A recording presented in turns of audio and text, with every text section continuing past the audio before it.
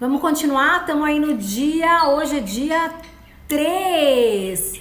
A gente vai ler o dia 3 do nosso plano de leitura bíblica. 365 dias lendo a Bíblia em ordem cronológica. Gênesis de 9 a 11 a gente vai hoje, tá? Então, vamos lá. Gênesis 9. Então, Deus abençoou Noé e seus filhos dizendo: prosperem,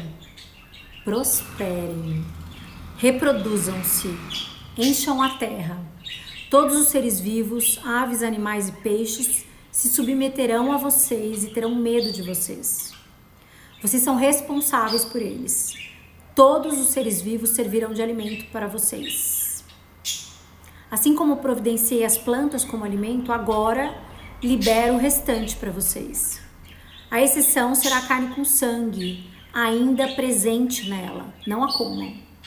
Mas eu vingarei o sangue de vocês, contra os animais e contra outros seres humanos. Qualquer pessoa que derramar sangue humano terá seu sangue derramado pelas mãos de seres humanos. Pois Deus fez os seres humanos conforme a sua imagem, refletindo a sua natureza. Vocês estão aqui para dar fruto, reproduzir-se, disseminar a vida pela terra, para viver plenamente. Então Deus falou a Noé e seus filhos: faço agora uma aliança com vocês, que abrange os filhos que virão depois de vocês e tudo que tem vida. Aves, animais domésticos, animais selvagens, enfim, todos os que saíram do barco com vocês. Faço a minha aliança com vocês. Nunca mais outro ser vivo será destruído pelas águas do dilúvio, eu prometo. Nunca mais um dilúvio destruirá a terra. Deus continuou: este é o sinal da aliança que eu faço com vocês e que abrange todos os seres vivos que vivem com vocês hoje e os que viverão depois. Estou pondo o meu arco-íris nas nuvens, que é um sinal da aliança entre mim e a terra. E de agora em diante, sempre que eu puser uma nuvem acima da terra e o arco-íris aparecer nela, vou me lembrar da minha aliança com vocês e com todos os seres vivos. Nunca mais as águas do dilúvio destruirão algo que tenha vida. Quando o arco-íris aparecer nas nuvens, eu o verei e me lembrarei da aliança eterna de Deus com tudo que tem vida, com todos os seres vivos sobre a terra. Deus disse também: esse é o sinal da aliança que estou estabelecendo entre mim e tudo que tem vida sobre a terra. Os filhos de Noé que saíram do barco foram Sem, Cã e Jafé. Cã foi pai de Canaã. E eram esses os 3 filhos de Noé. Desses 3, toda a terra foi repovoada. Noé era agricultor e foi o primeiro a plantar uma vinha. Ele bebeu do seu vinho, embebedou-se, ficou nu na sua tenda. Cã, pai de Canaã, viu que seu pai estava nu e contou aos seus 2 irmãos, que estavam do lado de fora da tenda. Sem e Jafé pegaram uma capa, cada um segurando numa ponta na altura dos ombros, andando de trás para frente, cobriram assim a nudez do pai, cada um mantendo o rosto virado para não ver o pai com o corpo descoberto. Ao acordar, já com os sintomas da ressaca, Noé ficou sabendo o que seu filho caçula tinha feito. Então ele disse: maldito seja Canaã, escravo dos escravos, escravo dos seus irmãos. Bendito seja o Eterno, o Deus de Sem, mas Canaã será seu escravo. Deus faça Jafé prosperar, mas ele vive em grandes extensões de terra nas tendas de Sem, mas Canaã será seu escravo. Noé ainda viveu 350 anos depois do dilúvio. Ao todo, ele viveu 950 anos e depois morreu. Aqui, quero lembrar, primeiro, a primeira frase, que é prosperem. Gente, essa frase sensacional.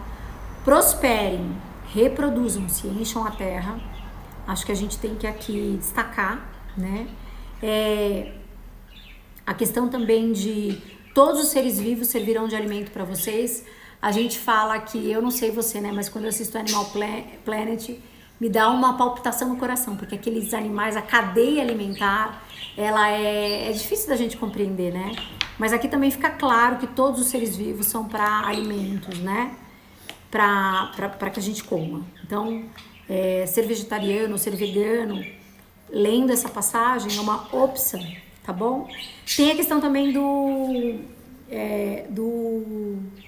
arco-íris, tantos manifestos, tantos movimentos se apossando do arco-íris. Está aqui o arco-íris estabelecido pelo Senhor para nos fazer lembrar que ele tem uma aliança com todos os seres da terra, né? Que é uma aliança de vida, tá bom? E aí tem também essa pequena questão que aconteceu aqui com o vinho, aonde Noé se embebedou, né? E aí um dos filhos ali que viu o seu pai, que expôs a nudez do seu pai, o erro, né? Do pai ali, foi amaldiçoado, de certa forma, porque ele seria escravo das outras descendências, né? Eram 3 filhos e ele seria o único que seria escravo das outras 2 descendências. Agora a gente vai ler o capítulo 10, porque até o 11, lembra? Então vamos lá. Essa é a descendência de Noé, Sem, Cã e Jafé. Passado o dilúvio, eles tiveram filhos. Os filhos de Jafé, Gomer, Magog, Madai, Javã, Tubal, Meseque e Tirás. Os filhos de Gomer, Askenaz, Rifat, Togarma.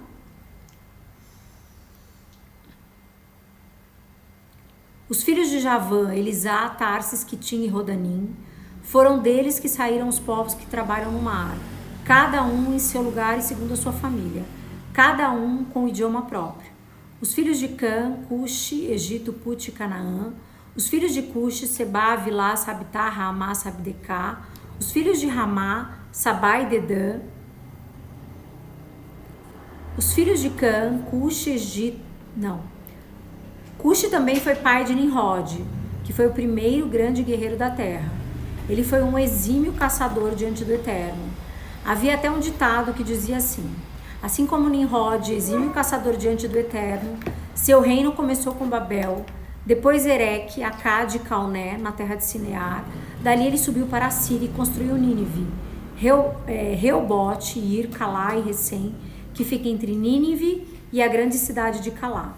Misraim foi antepassado dos Luditas, dos Anamitas, dos Leabitas, dos Naftuítas, dos Patrucitas, dos Casluitas, dos quais saíram os filisteus, e dos Caftoritas. Canaã teve seu primeiro filho, chamado Sidom, depois Et, e também teve como descendente os Jebuseus, os Amorreus, os Girgazeus, os Eveus, os Arqueus, os Sineus, os Arvadeus, os Emareus, os Amateus, e tempos depois os cananeus saíram de Sidom e se espalharam em direção a Gerar, chegando até Gaza, no sul. Em seguida, na direção ao leste, até Sodoma, Gomorra, Admá, Zeboim, chegando a Lassa. Esses são os descendentes de Cã, segundo suas famílias, suas línguas, seus territórios e suas nações. Sem, irmão mais velho de Jafé, também teve filhos. Sem foi antepassado de todos os filhos de Eber. Os filhos de Sem foram Elão, Assur, Arxafade, Lude e Arã. E os filhos de Arã, Us, Jéter e Meseque. Arxafade foi pai de Selá, que por sua vez foi pai de Eber. Eber teve 2 filhos, Peleg, chamado assim porque foi nos dias dele que a raça humana se dividiu, e Joctã. Joctã foi pai de Almodá, Salef, Azarmavé, Gerá, Adorão, Uzal, Dicla, Obal, Abimael, Sabá, Ofir, Avilá e Jobabe. Todos esses foram filhos de Joctã. O território deles vai de Messa até Cefar, nas cadeias de montanhas ao leste. Esses são os descendentes de Sem, segundo suas famílias, suas línguas, seus territórios e suas nações. Essa é a árvore genealógica dos filhos de Noé ao constituírem as nações. Começando por eles, essas nações se multiplicam pela terra depois do dilúvio. Bom, aqui é a genealogia de novo, né? E a gente vai para o capítulo 11. Houve uma época em que toda a terra falava a mesma língua, e aconteceu que o povo mudou-se do Oriente e chegou a uma planície na terra de Sinear. Eles se fixaram ali. Então disseram uns aos outros: vamos fabricar tijolos e queimá-los bem. Eles usavam tijolos no lugar de pedras e piche no lugar de argamassa. Disseram também: vamos construir uma cidade e uma torre que chegue ao céu. Vamos nos tornar famosos. Assim não seremos espalhados pela terra. O Eterno desceu para olhar a cidade e a torre que eles estavam construindo. Ele analisou a situação e disse: um só povo, uma só língua. Pois bem, isso é só o começo. Imaginem o que vão inventar depois. Vamos descer e causar uma confusão de palavras, de modo que um não consiga entender o outro. Então o Eterno os dispersou dali pelo mundo inteiro, e eles tiveram de interromper a construção da cidade. É por isso que ela ficou conhecida como Babel, porque foi ali que o Eterno transformou a língua do povo numa confusão de palavras e dali os dispersou pelo mundo inteiro. Esta é a história de Sem aos 100 anos de idade. Aos 100 anos de idade, ele gerou Arfaxade. Isso aconteceu 2 anos depois do dilúvio. Após o nascimento de Arfaxade, ele viveu mais 500 anos e teve outros filhos e filhas. Aos 35 anos de idade, Arfaxade gerou Salá. Após o nascimento de Salá, ele viveu mais 403 anos e teve outros filhos e filhas. Aos 30 anos de idade, Salá gerou Éber. Após o nascimento de Éber, ele viveu mais 403 anos e teve outros filhos e filhas. Aos 34 anos, Éber gerou Peleg. Após o nascimento de Peleg, ele viveu mais 430 anos e teve outros filhos e filhas. Aos 30 anos de idade, Peleg gerou Reu.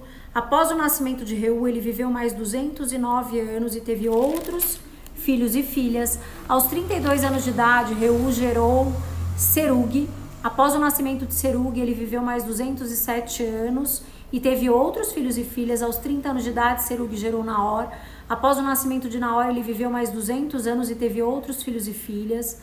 Aos 29 anos de idade, Naor gerou Terá. Após o nascimento de Terá, ele viveu mais 119 anos e teve outros filhos e filhas. Aos 70 anos de idade, Terá havia gerado Abraão, Naor e Harã. Essa é a história de Terá. Ele gerou Abraão, Naor e Harã. Harã gerou Ló e morreu antes do seu pai. Terá, no território da sua família, Ur dos Caldeus. Tanto Abraão quanto Naor eram casados. A mulher de Abraão era Sarai. E a mulher de Naor era Milca, filha do seu irmão Harã. Ele teve 2 filhas, Milca e Isca. Sarai era estéril, não podia ter filhos. Terá, com seu filho Abraão, seu neto Ló, filho de Harã, e Sarai, sua nora, mulher do seu filho Abraão, saiu de Ur dos Caldeus em direção à terra de Canaã. Mas ao chegar a Harã, fixaram-se ali. Terá viveu 205 anos e morreu em Harã. Terminamos o capítulo 11. Sabe outra coisa que eu ia comentar com vocês que eu tô fazendo? Tudo que me chama atenção, porque eu acredito que Deus, além de nos ministrar, de trazer algumas revelações é como se algo fosse brilhar e talvez daquilo Deus vai ministrar naquele dia com a gente, porque você vai fazer seu devocional, a leitura bíblica que não é o seu devocional, né? Eu tô grifando, sabe? Assim, ó, tá vendo? Eu tenho muitas bíblias em casa, né? Essa mensagem não é uma das bíblias que eu mais usei, então ela não tá toda grifada, toda marcada, porque eu costumo escrever do lado. Então, nesse momento que eu tô lendo com vocês, 365 dias em ordem cronológica, usando essa Bíblia, eu tô aproveitando para fazer isso e eu gosto de colocar umas palavras do lado. Não necessariamente escrever muito, mas eu coloco uau, ou uma palavra-chave, né, que me chama atenção ali para eu lembrar, enfim. Se vocês quiserem fazer o mesmo aí, acho que num segundo momento que a gente for ler a Bíblia de novo, a gente vai estar em outro nível, outro tempo de maturidade, outro ciclo da nossa vida, e isso vai ser proveitoso, tá bom? Acabamos. Aqui o que nos chama atenção, capítulo 11, né, além de toda a árvore genealógica, é a questão da Torre de Babel. De novo, a ambição, né, a malignidade tomou conta do coração do homem. E aí ele coloca, vamos nos tornar famosos, né? E eles querem construir uma torre que chegue até o céu. E aí o que Deus faz? Diz assim, né? Vamos descer. Ele diz, ó, o Pai, o Filho e o Espírito Santo já, né? Vamos descer, vamos causar uma confusão de palavras, de modo que um não consiga entender o outro. Então ali você já via o homem, de certa forma, manifestando maldade, né, e corrupção. Tá bom? Vamos pro dia... Vocês estão com o plannerzinho de vocês aí? A gente vai pro dia 4, tá? Então a gente vai ler agora Jó de 1 ao 5, tá bom? Nos vemos amanhã na nossa leitura do dia 4.